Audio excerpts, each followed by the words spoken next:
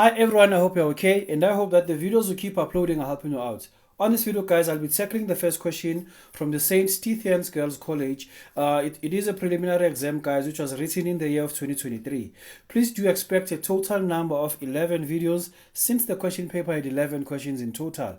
That simply means each and every question will have its own video. And please, guys, do take this seriously. I strongly believe that knowing how to tackle exam questions will give you an edge whenever you write your preliminary exam and most importantly, your final examination. So please do help us grow the channel, guys, by just sharing your video to your peers. Obviously they will have an edge as well. And please, guys, don't forget to subscribe and hit that like button. Yeah? Okay.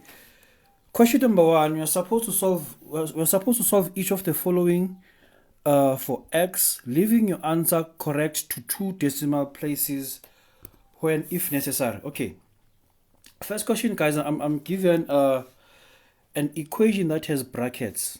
Are you together? The first steps, guys, of solving quadratic equations: make sure you remove brackets if you have them, remove surds if you have them, remove fractions if you have them. Are you together?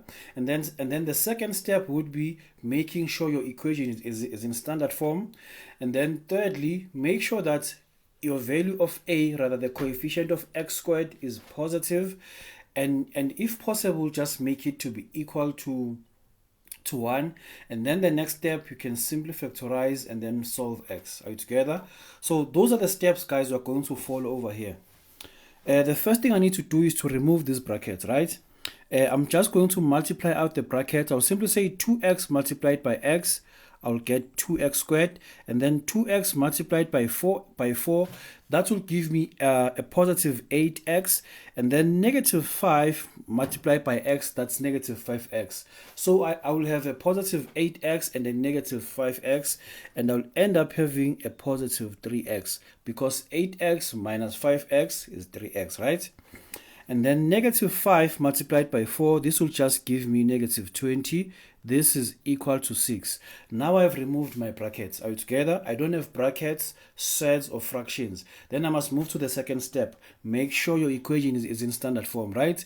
What does standard form mean? It simply means that everything should be on one side and then 0 on the other side.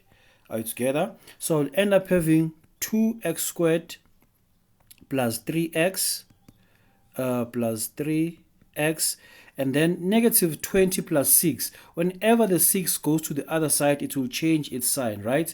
It was negative on the right hand side. On the left hand side, it will be positive.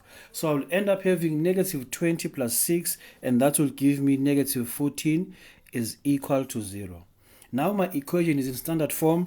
The coefficient of x squared is positive. I cannot make it to be equal to 1 because I'll have fractions, right? From here, guys, all I need to do is to simply factorize. Just open 2 brackets and find the factors. Okay, I'm looking at 2 and 1, and then 7 and 2. Okay, yeah, these will be our 2 brackets, right? X and 2. The sign of the sign over here, guys, will is negative. That simply means our bracket should have different signs. And then the sign of the middle term will go there, and then the other side will be over there. Now, guys, I've factorized. I can simply use the fact that if, guys, you have 2 things multiplied and the answer is 0, it simply means A could be the one which is 0, or B could be the one which is 0. Because if you're multiplying 2 things and the answer is 0, it's either one of them is 0 or sometimes both of them are equal to 0. Are you together? So I have 2 things multiplied. That simply means 2x plus 7 is equal to 0, and hence 2x is just equal to negative 7, and x is just negative 7 over 2. Over there, I'll have x minus 2 equal to 0. That means x is just equal to 2. That's how, guys, you're supposed to solve x. Then second question, guys, you are given an equation whereby x is at the exponent. Are you together? So if x, guys, is at exponent, the first thing I need to do over here is to just separate these exponents over there. There is a law of exponent that simply says if ever you are multiplying bases that are the same, you just take one base and add the exponents. Are you together? So if I want to separate these exponents, that means I need to express my right hand side like that.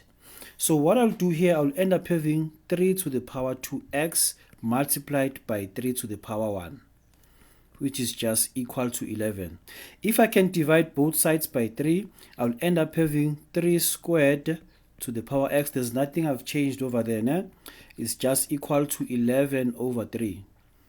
And then this will just give me 9x being equal to 11 over 3. The first thing that, guys, should come into your mind whenever you're solving x, and x is that the exponent, is that you must make sure that your bases are the same. And if you cannot make the bases to be the same, just introduce logarithms with the same base. So I'll simply take the log of 9 to the power x being equal to the log of 11 over 3. Are you together? There is a rule that says if ever I have log of a to the power n, this can be written as n multiplied by the log of a. So over here, guys, I can simply change this. I can have x multiplied by log 9 being equal to the log of 11 over 3.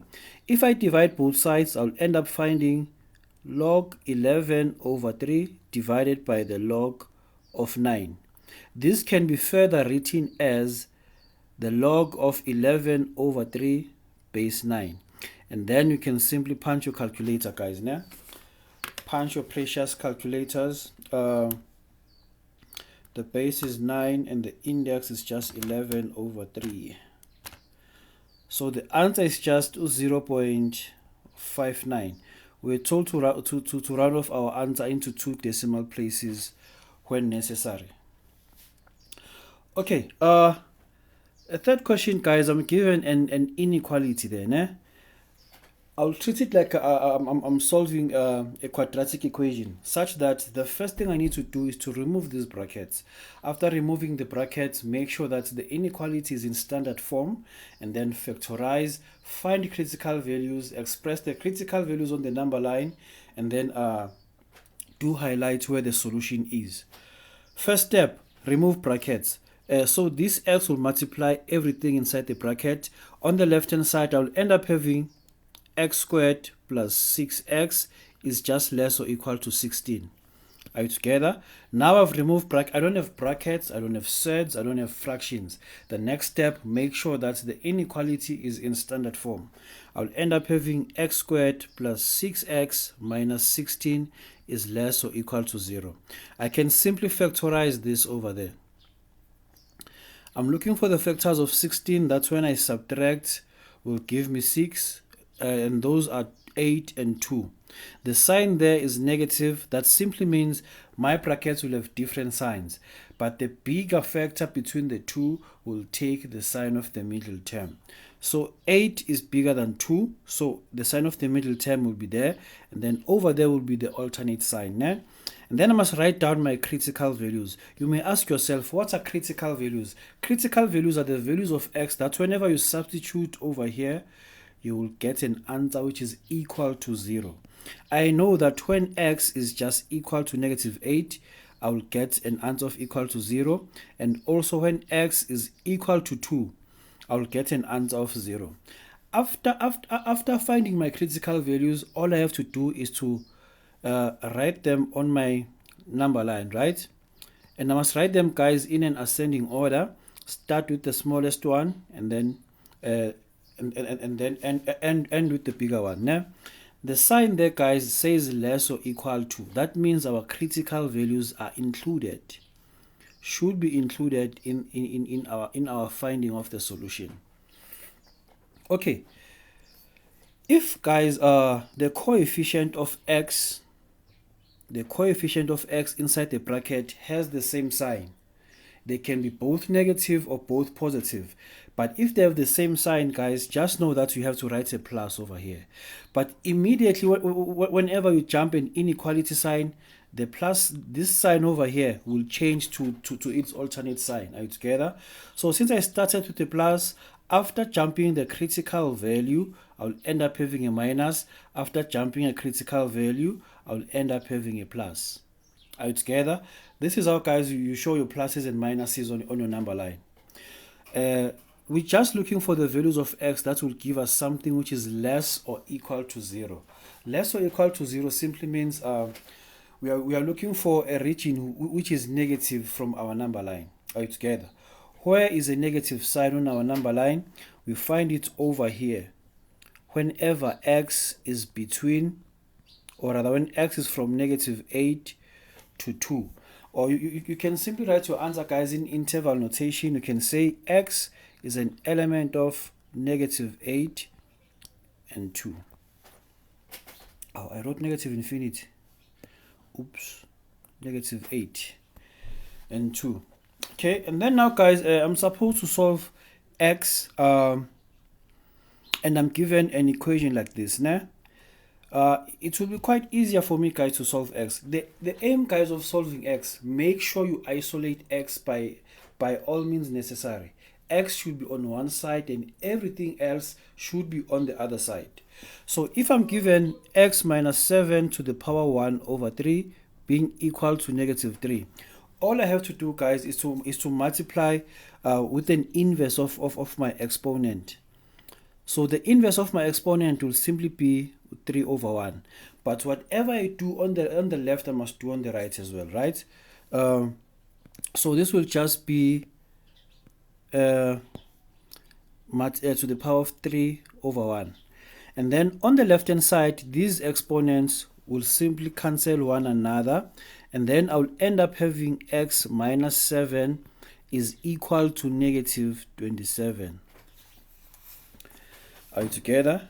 X minus 7 is just equal to, negative 27. If I take the negative 7 to the other side, I'll find that x is just equal to negative 20. That's how, guys, you're supposed to solve that. Okay, and then now we are given an equation that has sets. The first thing that you must do, guys, is to remove the set, right? But before you remove the sets, make sure that you isolate the set. So basically on the left hand side, I'll be left with 8 minus x inside the square root being equal to x minus 2. And then now I can simply remove my sets by squaring both sides. Right? On the left hand side, I'll end up having 8 minus x. And then on the right hand side, I'll have x squared minus 4x plus 4. Make sure that, guys, after removing sets, brackets, or fractions, make sure your equation is in standard form. Simply means everything should be on one side and then 0 on the other side. So I'll end up having x squared minus 4x and then plus 4 and then 0 on the other side. I will bring the 8 and negative x to the other side. Whenever I take the negative x on the other side, it will be positive x. The 8 will be negative. And then I'll end up having x squared minus 3x. And then this is just negative 4 minus 4 is equal to 0. I'm looking for the factors of 4 that when I subtract will give me 3. And those are just 4. Those are just 4 and 1. Are you together? So the sign there says minus. That simply means my brackets will have different signs. Are you together? But the bigger factor between the two will just keep the sign of the middle term. 4 is greater than 1. 4 is greater than 1. So 4 will take the sign of the middle term and then the plus sign will be there. And hence x is equal to 4 or x is just equal to a negative 1. For you guys to check whether your roots are valid or not, just substitute them on the original equation. If you find that the left hand side is equal to the right hand side, that means that particular root is valid. But if the left hand side is not equal to the right hand side, that means that particular root will never be valid. So if ever, guys, I substitute negative 1 on my original function, or rather on my original equation, the left hand side will never be equal to the right hand side. So this one is not applicable. Therefore, x is equal to 4 is the only answer. X is equal to 4 is the only answer. Oh, that was the last question. Okay. I hope guys the video helped you out. So please do stay tuned guys and wait for more videos, and don't forget to subscribe, like, share, recommend the channel guys to your peers. Please do help us to grow. Bye.